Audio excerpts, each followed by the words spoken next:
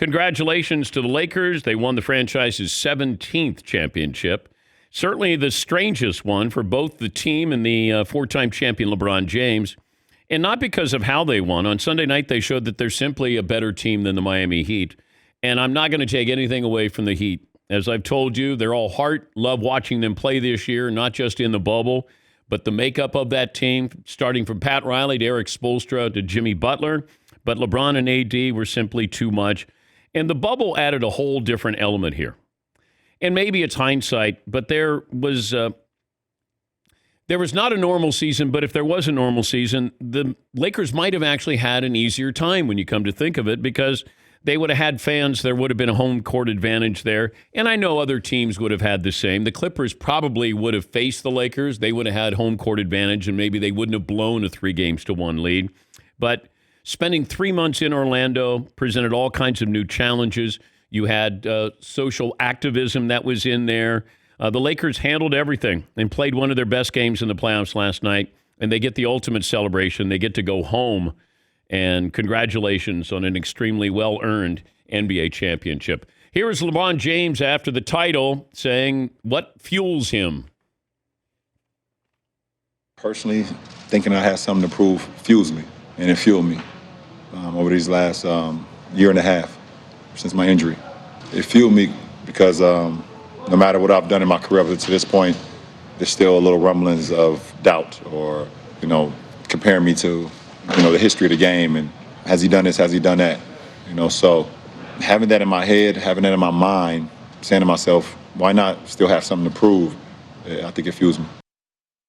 Chris Mannix, who covers the NBA for Sports Illustrated, will join us coming up. I got to take him to task on a freezing cold take that he had back in September where he said the Lakers were... I'll play it for you. This is what Mannix had to say back in September on this show. I get killed every year talking about the Lakers with you because I tend to be more skeptical as I was last season. But is it not more likely that the Lakers miss the playoffs than win a championship? I think that... Wait, I this feel year? That way right now. This year. So the odds are better that they miss the playoffs than they win the championship? I would say so, yes. Wow. Okay. Mannix will join us coming up in about 15 minutes from now. Yes, McLovin. I love your reaction. This year? Well, he was basing it off of last year with what happened. And you turn over the roster, and it wasn't a great team as far as talent, but you had AD and you had LeBron James. And then the offseason, AD is non-committal about staying with the Lakers. He can opt out if he wants to. I would think getting a taste of the title and still being able to play with LeBron James, and you're going to be in Los Angeles. You're going to be the favorites or co-favorites, I would think, going into next year. But I don't know what Anthony Davis's thought process is, certainly after winning a championship.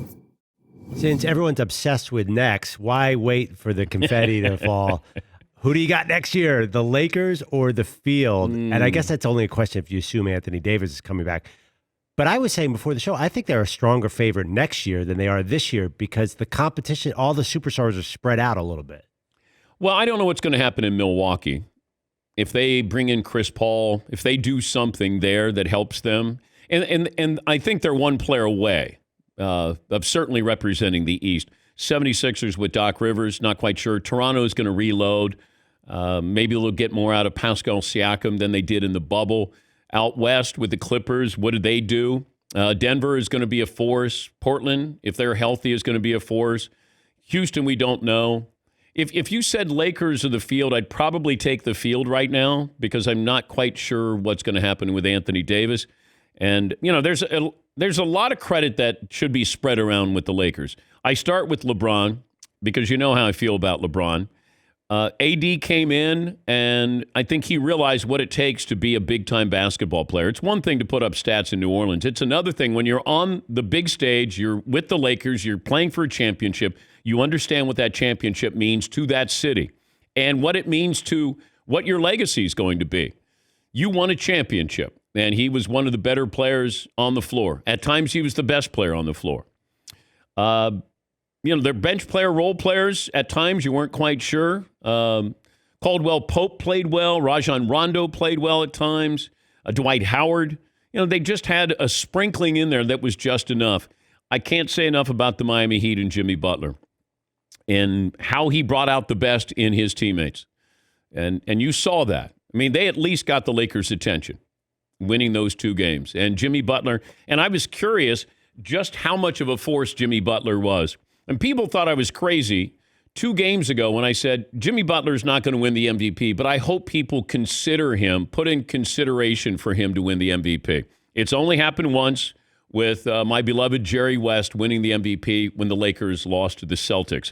The 2020 NBA Finals might be remembered as a great duel between LeBron and Jimmy Butler. Butler scored or assisted on 51% of Miami's total field goals.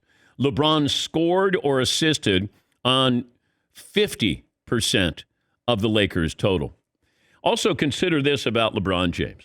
And I'm not going to get into that GOAT. We're not doing that discussion because I'm not changing your opinion. Even when Mannix comes on, I'm not talking about the GOAT. We're not going to do it. LeBron has won 4 championships. He's been the Finals MVP for each of those 4. In each of the 4 series, he has led his team in points, rebounds, and assists. Michael Jordan never had a Finals in which he led the Bulls in all 3 categories. You're seeing something special. You may not buy into it as, Paul Pierce doesn't think he's a top 5. Charles Barkley doesn't think he's a top 5. That's on them. For whatever their feelings are, Charles played in a different era, and he wants to acknowledge those players he played against. That's his prerogative. Paul Pierce, for some reason, thinks he's as good as LeBron James, or forgets what happened when Paul Pierce didn't have KG and Ray Allen. LeBron is a top 5 player of all time. You don't want to put him in the conversation with Michael? That's okay. You don't want to do it with Kareem, or you don't want to put him in with Kobe, or Matt? It's okay. He's a top 5 player of all time. And I can't convince, will not try to convince. It's politics. It's your favorite band. I can't change, and I won't. I just try to enlighten you and say what you're seeing is unique. He has played in 260 playoff games, and he hasn't missed one. And he averaging a triple-double at his age. Tack on 2 more seasons of playoff basketball. And by the way, his career's still going on. So I hope you at least appreciate it. You may not like him. There are times that I don't like his passive-aggressive. I don't like that, sometimes what he says, about teammates. But when I see him on the basketball floor, I am seeing somebody that is unique to the game. And hopefully people, while he's still playing, will appreciate that. But I don't want to infringe on anybody's turf here and say that he's somehow better than. I just think he's a top 5 player. Whoever else you want to sprinkle in there, that's up to you. I'll hold firm that LeBron James is one of the top 5 players of all time. And when he's all said and done, we'll look at him. This will be the greatest basketball career I think anybody has ever put forth. And I'm talking about stats, awards, longevity, consistency, domination. Like, who is the best player in his sport at this age? An age where you have to play offense and defense, where I can double team you.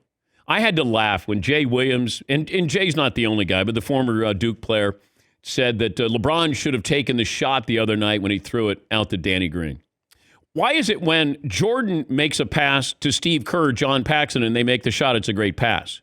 But if LeBron throws a pass and somebody misses the shot, then it's bad. If Danny Green hits that shot, do we criticize LeBron? I maybe not. When Anthony Davis hit that shot against the Nuggets, that was a good pass. But if he misses it, we're like, LeBron shied away. LeBron did shy away from shots early in his career. You're right there with you. I mean, I don't look at this, through rose-colored glasses and say LeBron doesn't do, or he has mistakes, or he lays eggs, or he, bows out of a, series against the Celtics. I understand all of that. You're seeing somebody play the game at an extremely high level, and they're doing it on the biggest stage. And he did it again against the Miami Heat. I know, in the bubble, didn't have to face anybody great. Okay, we can throw it out there. We can put 5 asterisks there. Kiss my asterisk.